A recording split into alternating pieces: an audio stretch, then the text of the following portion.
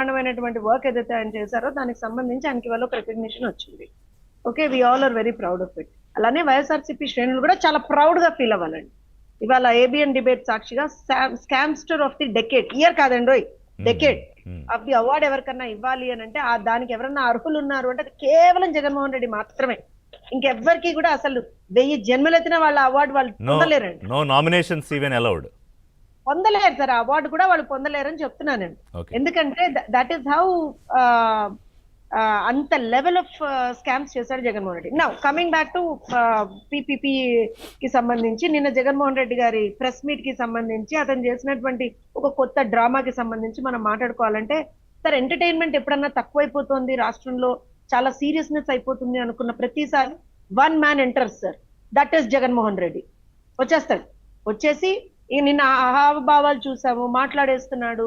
అరే దౌర్భాగ్యం ఏంటంటే పీపీపీ మోడల్ కి ప్రైవేటైజేషన్ కి డిఫరెన్స్ తెలియనటువంటి వ్యక్తి రాష్ట్రాన్ని పరిపాలించాడు 5 సంవత్సరాల పాటు. ఇవాళ నన్ను మీరు ప్రతిపక్ష నాయకుడిగా గుర్తించండి ప్లీజ్ అని చెప్పి అడుగుకుంటున్నాడు. అంతే కదా sir, that to be very precise, ఇదే కదా మ్యాటర్. నా ఇప్పుడు పీపీపీ మోడల్ గురించి మనం మాట్లాడితే అసలు అసలు మనం కోపంతో మాట్లాడకూడదండి. అక్కడ ప్రాబ్లం ఏంటంటే వాళ్ళకి అవగాహన లోపం. ఇది నేను ఇవాళ చెప్పిందో లేకపోతే ప్రాబ్లీ డిబేట్ లో ఉన్నటువంటి యామిని గారో నాగార్జున గారో లేకపోతే మీరో లేకపోతే ప్రజలు అనుకునేది కాదండి. వాళ్ళ ఓన్ నాయకులే ఇదివరకు చెప్పారు జగన్మోహన్ రెడ్డికి అవగాహన లోపం ఉందండి, అందుకే మేము ఇది వరకు కొన్ని మాటలు మాట్లాడడం తర్వాత వాటికి యూటర్న్ చేశామని చెప్పి వాళ్ళు కూడా ఇదివరకే చెప్పారు.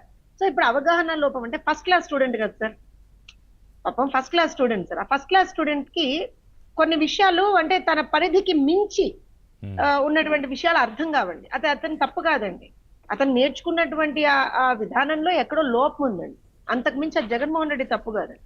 ఎందుకంటే ఇవాళ రోజున అరే పీపీపీ మొన్న నిర్మలా గారు చెప్పారు అంత క్లియర్ గా, వాళ్ళ ఎంపీలు వెళ్తే నాన్న బాబు చిట్టి ఇది కాదమ్మా, పీపీపీ అంటే ప్రైవేటైజేషన్ కాదమ్మా, పీపీపీ అంటే పబ్లిక్ ప్రైవేట్ పార్ట్నర్షిప్ అమ్మా, అందులో ప్రభుత్వం దగ్గరే ఓనర్షిప్ ఉంటుందమ్మా, అది ప్రైవేటైజేషన్ కాదు అని చెప్పి చిలక్కి చెప్పినట్టు చెప్పారా లేదా? మళ్ళీ వాళ్ళ స్టాండింగ్ కమిటీలో అక్కడ దానికి సంబంధించిన స్టాండింగ్ కమిటీలో ఇదే గురుమూర్తి మొన్న నిర్మల గారి దగ్గరికి వెళ్ళి మాట్లాడినటువంటి ఇదే గురుమూర్తి వీళ్ళందరూ అక్కడ పోయి సిగ్నేచర్స్ పెట్టారు, వీఆర్ సపోర్టింగ్ పీపీపీ అని చెప్పి. మళ్ళీ కట్ చేస్తే నిన్న ఇక్కడికి వచ్చి గవర్నర్ గారికి మేము 1 కోటి సంతకాలు సేకరణ చేస్తున్నామండి అని అంటున్నారు. సో ఎనీవేస్ ఒక రాజకీయ పార్టీగా వాళ్ళకి ఉన్నటువంటి ఆ లీవై ఏదైతే ఉంటుందో ఆ లీవై ప్రకారంగా అతను బిహేవ్ చేస్తున్నాడేమో, దాన్ని అతను క్యాష్ చేసుకుంటున్నాడు, ఎన్కాష్ చేసుకుంటున్నాడు, దట్స్ డిఫరెంట్ స్టోరీ. కానీ ఇవాళ జగన్మోహన్ రెడ్డి దుర్మార్గం ఎంత బయటపడుతూ ఉంటుందంటే తనని తానే బయట పెట్టుకుంటూ ఉంటాడు. అదేం దౌర్భాగ్యమో అర్థం కాదు. అసలు నువ్వే కదా జగన్మోహన్ రెడ్డి ఈ కాలేజీల్ని కట్టండి, ప్రజలకి ముఖ్యంగా పేద విద్యార్థులకి వైద్య విద్యని దూరం చేసింది నువ్వే కదా అని వాళ్ళ ప్రజలు మాట్లాడుతున్నారా లేదా? ఆ డిస్కషన్ వచ్చిందా లేదా? ఎందుకు గెలుపుకున్నాడు జగన్మోహన్ రెడ్డి చెప్పండి? మేము పీపీపీ మోడల్ తీసుకొచ్చి ఆ కాలేజెస్ ని కంప్లీట్ చేసేసి టకటక విద్యార్థులకి మేము వాళ్ళ రోజున సీట్లు ఇచ్చేసి వాళ్ళ రేపు పొద్దున within 2 years those colleges have to be completed Rishi గారు, దట్స్ ది కండిషన్. అదే ఎస్సీ ఎస్టీ బీసీ పిల్లలకి అదే రిజర్వేషన్ సిస్టమ్ ఉంది, that's the condition. And ownership lies with the government, that's the condition.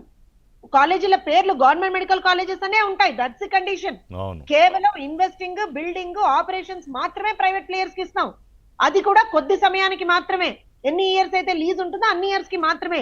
ఈ లీజ్ పీరియడ్ లో కనుక వాళ్ళ పర్ఫార్మెన్స్ ప్రాపర్ గా లేకపోతే లీజ్ ని ఇచ్చేసేటువంటి అధికారం కూడా ప్రభుత్వం దగ్గర ఉంది. అండ్ ఇంకొక విషయం ఏంటి అని అంటే అందులో ఓపీడీ సర్వీసులు ఫ్రీ హాస్పిటల్స్ లో, 70% సర్వీసులు అన్ని కూడా అందరికీ సంబంధించినటువంటి ఏవైతే ఈ గవర్నమెంట్ స్కీమ్స్ ఉన్నాయి వాటి అన్నిటి అవి అక్కడ లాగు అవుతాయి. ఇంకొక విషయం ఏంటి అంటే ఇంకా మనం కరెక్ట్ గా మాట్లాడాలి అని అంటే అబ్సల్యూట్ గా ఎన్ఎంసీ నార్మ్స్ ప్రకారంగా వాళ్ళు కనుక దాన్ని ఫుల్ఫిల్ చేస్తూ ముందరికెళ్ళకపోతే any time government can withdraw. And because the ownership lies with the government is the sole and whole owner of those particular colleges.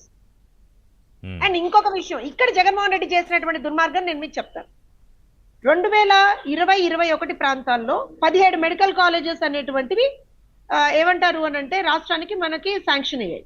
ఆ 17 మెడికల్ కాలేజెస్ లో ఒక 5 మాత్రం 5 కరెక్ట్ గా మాట్లాడాలంటే 5 తూతూ మంత్రంగా అక్కడ ఉన్నటువంటి కన్స్ట్రక్షన్ అది చేసేసి ఏదో అక్కడ మేము క్లాసులు స్టార్ట్ చేస్తామన్నారు. ఎన్ఎంసీ ఇన్స్పెక్షన్ కి వస్తుందండి, ఏ కాలేజ్ అయినా మీరు స్టార్ట్ చేయాలంటే ఎన్ఎంసీ ఇన్స్పెక్షన్ కి వస్తుంది. ఇన్స్పెక్షన్ కి వచ్చినప్పుడు తలంటేంది వీళ్ళని ఏమని మీ దగ్గర ప్రాపర్ గా అసలు మీరు కన్స్ట్రక్షన్ ప్రాపర్ గా చేయలేదు, ఎక్కడ ఏ విధమైనటువంటి ఫెసిలిటీస్ అందులో లేవు, స్టాఫ్ ప్రాపర్ గా లేరు అని చెప్పి ఎన్ఎంసీ తిట్టింది కూడా. ఇంత జరిగిన తర్వాత ఈ ఈ ఈ 17 మెడికల్ కాలేజెస్ కట్టడానికి 8,480 కోట్ల ఇన్వెస్ట్మెంట్ అండి, 8,480 crores. జగన్మోహన్ రెడ్డి గారు, ది గ్రేట్ జగన్మోహన్ రెడ్డి గారు 1,500 కోట్లు కూడా సరిగ్గా ఇవ్వలేదు. ఎట్లా కడతారండి? ఎట్లా కడతారనుకున్నాడు? ఏం చేద్దాం అనుకున్నాడు? ఇప్పుడు ఇంకొక కాంట్రడిక్టరీ ఇది చెప్తాను మీకు. ఇప్పుడు ఆయన ఏమంటున్నాడు, నేను మొదలుపెట్టిన కాలేజీలు పూర్తి చేస్తే నాకు మంచి పేరు వస్తుందని అక్కసుతో అని అంటూ, వాళ్ళ పత్రికల్లో ఏం రాస్తున్నారు తెలుసా? ఇప్పుడు నేను ఇందాక చదువుతూ, మీరు చదువుకుంటారు, కొత్త కాలేజీలు అంటున్నారు. అంటే ఏంటి? నువ్వు మొదలుపెట్టింది కాదని నీ దాంట్లోనే చెప్తున్నావు. మళ్ళీ మాట్లాడేటప్పుడేమో నేను మొదలుపెట్టింది కడితే చంద్రబాబు, ఇప్పుడు ఈయన కొత్త పేరు తెచ్చుకుని ఈయన ఊరేగాలి పల్లకిల్లో, ఈయన కట్టిన కాలేజీలు 10 పూర్తి చేసి. సార్ నేను ఒక విషయం చెప్తానండి, ఇగో ఈ క్రెడిట్ చోరీ అని ఏదైతే మాట్లాడుతూ ఉంటాడు కదా, అసలు నిజానికి మాట్లాడితే అసలు దానికి ఆద్యుడు జగన్మోహన్ రెడ్డి. ట్రూగా మాట్లాడుతున్నా. అసలు ఏమీ చేయకుండా నేనేదో చేసేసానని చెప్పుకుంటాడు చూసారా, అది నిజంగా ఒక ఆర్ట్ సార్. అది నిజంగా ఒక ఆర్టిస్ట్ జగన్మోహన్ రెడ్డి. దానికి నిజంగా ఏదైనా అవార్డు అట్లాంటివి ఏమన్నా ఉంటే జగన్మోహన్ రెడ్డికి ఇచ్చేయాలి. ఒకే రోజు అవార్డులు ఇవ్వకండి. లేదు ఎందుకంటున్నా అంటే సార్, హీ డిజర్వ్స్ సార్. మీరు అలా అనకూడదు రిషి గారు, మీరు చాలా తప్పు మాట్లాడుతున్నారు. He deserves. ఎందుకంటున్నానంటే, మీరు చేయగలరా చెప్పండి? లేకపోతే ఇంకే రాజకీయ పార్టీ అయినా చేయగలరా? లేకపోతే ఇంకే రాజకీయ నాయకుడైనా చేయగలరా? ఏమీ చేయకుండా నేను చేసేసాను అని చెప్పి అంత ఏమంటారంటే కాన్ఫిడెన్స్ తోటి వచ్చి బయట మాట్లాడగలుగుతున్నాడంటే ఎవరు సార్? సార్ ఇక్కడ ఇంకో విషయం, let me come back to the point. ఎందుకనంటే why Jaganmohan Reddy does not want these things to happen, అది కూడా చెప్తాను నేను. ఆంధ్రప్రదేశ్ రాష్ట్రంలో 5 సంవత్సరాలు జగన్మోహన్ రెడ్డి అధికారంలో ఉన్నప్పుడు ఎక్కడా కూడా ఏ విధమైనటువంటి developmental activities and educational activities జరగకుండా చాలా జాగ్రత్త పడ్డాడు. ఎందుకు?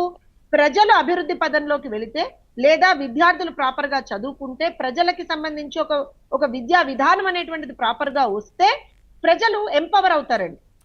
ఎంపవర్ అవ్వడం అనేటువంటి జగన్మోహన్ రెడ్డికి ఇష్టం లేదు. ప్రజలు ఎప్పుడు కూడా జగన్మోహన్ రెడ్డికి ఎలా కనపడాలి అని అంటే, ఆయన ముందర చెయ్యి ఇట్లా చాచి కనపడాలి. సో ఇప్పుడు ఇవాళ పరిస్థితి ఏంటంటే, మనం ఒక ప్రాపర్ సెటప్ తీసుకొచ్చి కేవలం ఫైనాన్షియల్ బర్డెన్ ఏదైతే ఉందో దాన్ని రెడ్యూస్ చేయడానికి మాత్రమే పీపీపీ మోడల్ తీసుకొచ్చాను సార్. ఇంకే రీజన్ లేదు అక్కడ. స్టిల్ అక్కడ నేను మళ్ళీ చెప్తున్నాను sir, ownership lies with the government. And ఇక్కడ ఒక చిన్న మాట రిషి గారు, ఒక చిన్న మాట బిఫోర్ యామిని గారు కమ్స్.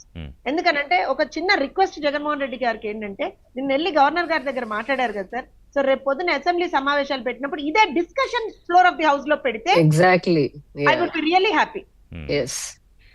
యామిని గారు, ఎస్, ఇప్పుడు మనకి చాలా ఆశాభావాలు ఉండొచ్చు, సగటు పౌరులుగా చాలా ఆశించవచ్చు మనం. జగన్మోహన్ రెడ్డి గారు బియాండ్ ఆల్ దిస్, ఆయన వ్యవస్థల కన్నా పైన మిగతా ఈ అసెంబ్లీలు ఇవన్నీ ఆయనకు చాలా చిన్న విషయాలు.